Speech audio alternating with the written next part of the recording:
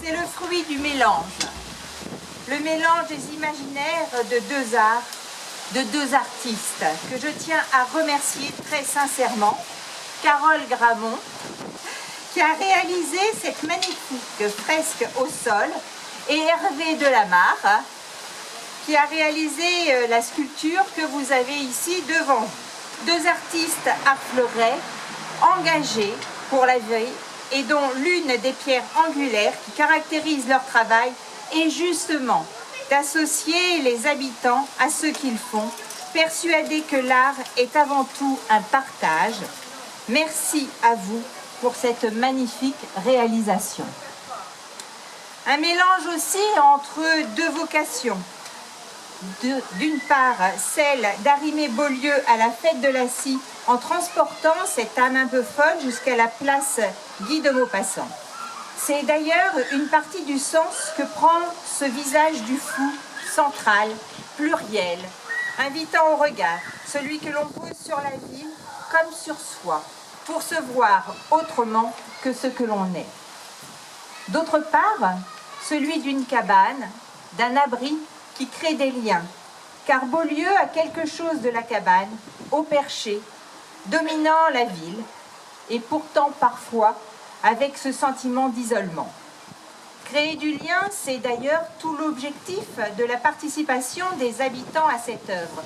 Et je peux dire que cela a été une réussite, puisque plus d'une quarantaine de personnes et de familles y ont pris part. Je remercie ici le service politique de la ville ainsi que les artistes de s'être engagés, corps et âme, pour aller chercher les habitants et les inciter à venir enrichir leur quartier, à créer du lien.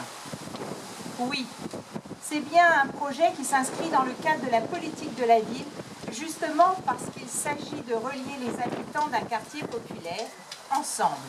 D'un quartier où certains, comme dans beaucoup d'autres lieux, vivent de plus en plus isolés, sans se rencontrer.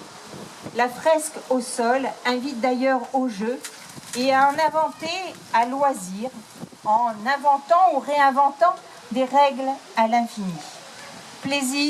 Retrouver le plaisir d'être dehors, de s'amuser avec l'espace public, plutôt que le subir. C'était ce dernier objectif que nous souhaitions atteindre. Nous verrons comment les habitants s'en emparent. Je remercie le GIP Contrat de Ville et la communauté urbaine de l'aide qu'ils nous ont fournie pour cette création, ainsi que l'État qui a contribué financièrement également. Mais il s'agit aussi d'un projet qui s'inscrit dans le cadre de la patrimonialisation de la fête de la scie. Comme vous le savez, nous cherchons à faire entrer notre fête au patrimoine culturel immatériel français. Et cela demande que chacun y prenne part, ne serait-ce que par un petit geste, un petit soutien affiché sur sa voiture ou sur sa boîte aux lettres, en y apposant les autocollants que nous vous avions distribués. C'est pour cela que je souhaitais remercier l'ensemble de celles et ceux qui ont pris part. Merci d'avoir accepté de participer, d'avoir osé pratiquer une chose qui nous semble parfois inconnue ou inaccessible, de vous être pris au jeu proposé par nos artistes et j'espère d'y avoir pris beaucoup de plaisir. Aujourd'hui, veille du 25 septembre, journée mondiale du rêve, nous inaugurons cette œuvre Marotte et Herbe folle. Et j'espère qu'elle contribuera à nous porter toujours au-delà de nous-mêmes, comme une rêverie partagée de promeneurs solitaires. Je vous remercie.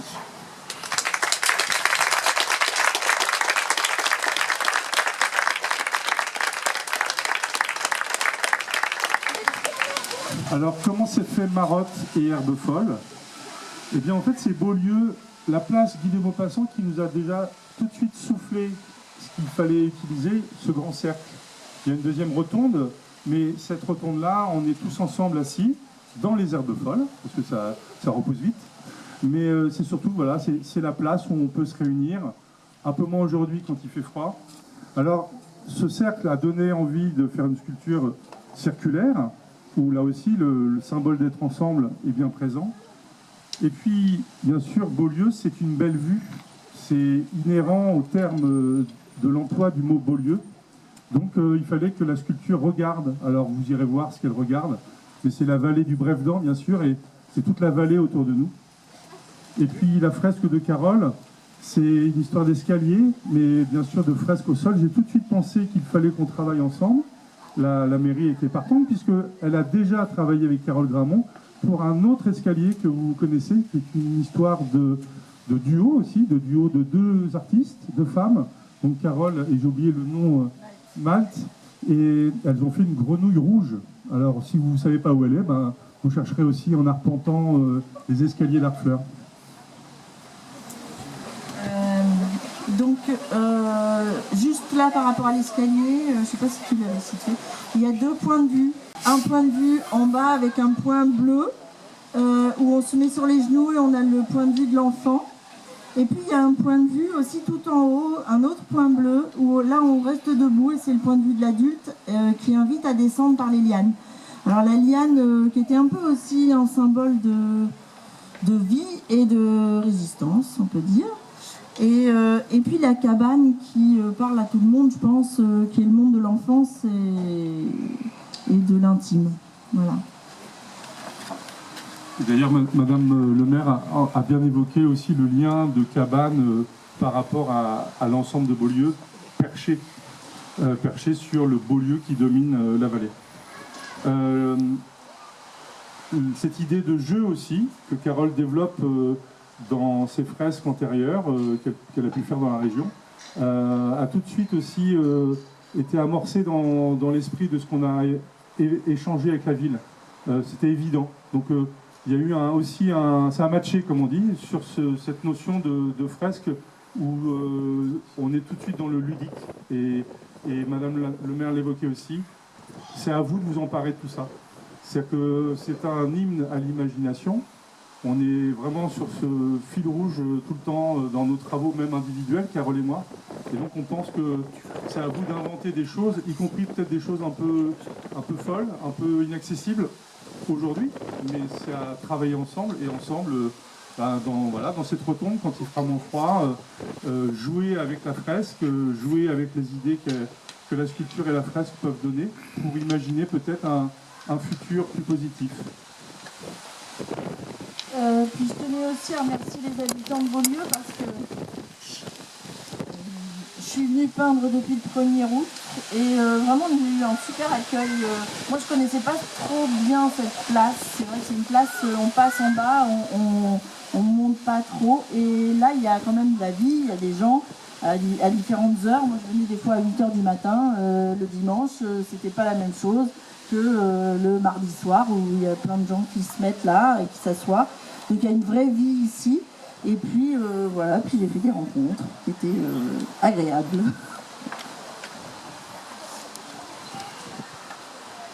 Pour finir notre petit discours, je voulais remercier Marie, l'une des participantes de nos ateliers, parce qu'elle nous a prêté une histoire de l'ancien quartier donc Arquebosse. L'histoire de Beaulieu, c'est un fascicule qui est à la bibliothèque de la ville d'Artfleur, qui retrace l'histoire grâce aux amis les amis du vieux Artfleur, du musée. Voilà, du musée. Et donc c'est une ancienne brochure.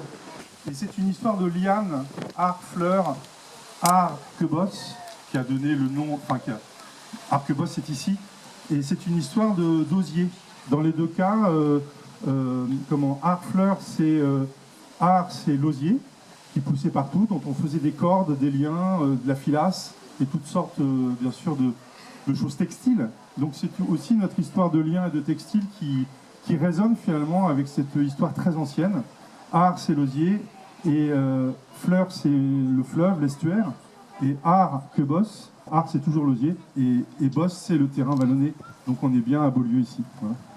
Donc voilà, les origines se mélangent à une vision fantastique et ça nous a touchés. On voulait attirer votre attention sur l'expo qui est ici aussi. Oui, ce sont les différentes démarches, les différents stades de recherche graphique dont on s'est nourris pour proposer la solution finale. Et puis Quelques photos d'atelier. et quelques photos d'atelier. Voilà. On en a fait combien des ateliers? Il y a eu 60 heures d'atelier.